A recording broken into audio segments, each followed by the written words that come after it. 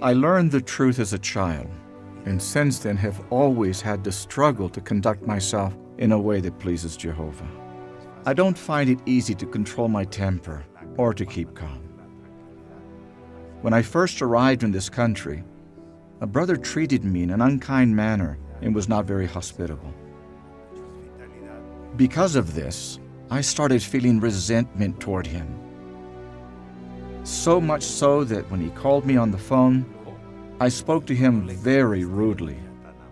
My wife had to help me, reminding me that both the brother and I are imperfect, and that the feelings I had toward him were not healthy. During that time, I felt awful and really bad about my relationship with Jehovah. Discipline is never a cause for joy, and especially when I receive a letter from the branch correcting and counseling me for something I have not been doing right. It certainly makes me feel uncomfortable.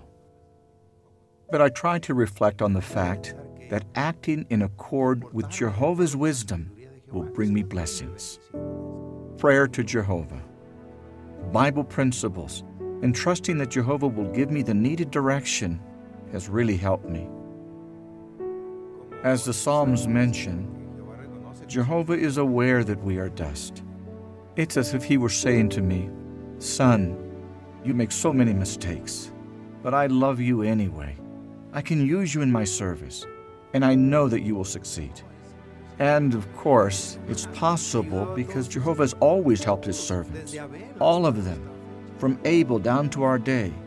All of us who are serving Him are imperfect people.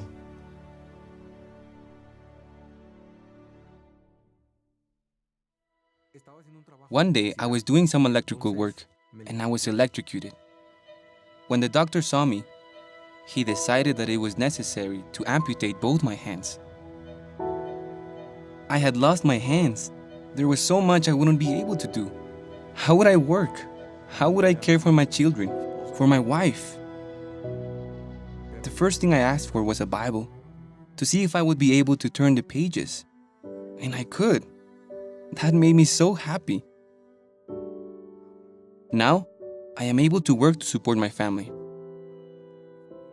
I work as a painter, welder, and carpenter. I can even drive myself to and from work. I have been able to work on my spiritual goals as I continue serving Jehovah, like being an elder in the congregation, and above all, helping my family to continue to grow spiritually. Keeping myself occupied with spiritual matters has meant that I don't dwell on my disability. In fact, sometimes I even forget that I'm disabled. Jehovah has always sustained me. Since the day of the accident, I have seen how Jehovah God, by means of my family, my wife and kids, and the brothers and sisters in the congregation, has helped me to move on. Once, after giving a talk, a young girl came up to me and gave me a letter and a drawing she had done of me. She thanked me and encouraged me by saying that very soon, Jehovah would give me my hands back in the paradise. Things like that, like being able to hold my wife's hand, my children's too, to carry them and play with them. That's my hope, and I have complete confidence that Jehovah will bring it about.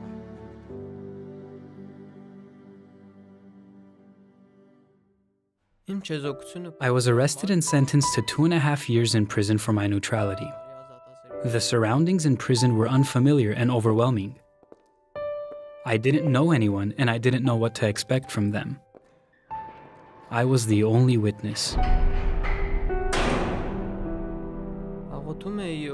I was continually praying to Jehovah for power and strength to be able to resolve any problems in a peaceful manner and withstand any difficulties.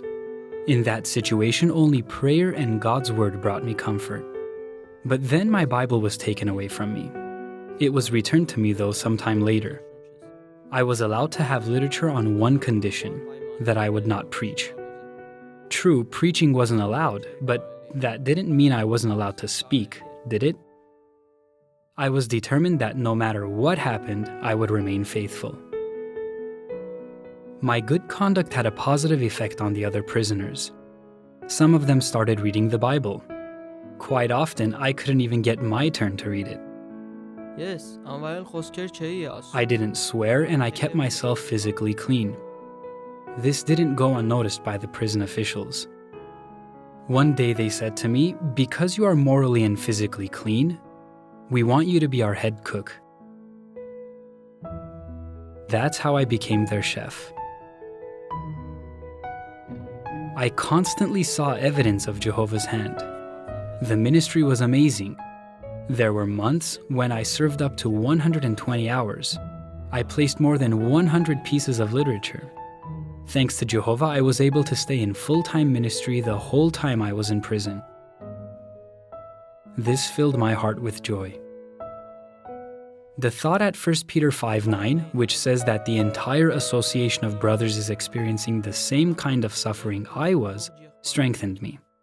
I am confident that no matter what circumstances we find ourselves in, no matter who is around us, Jehovah will never abandon us.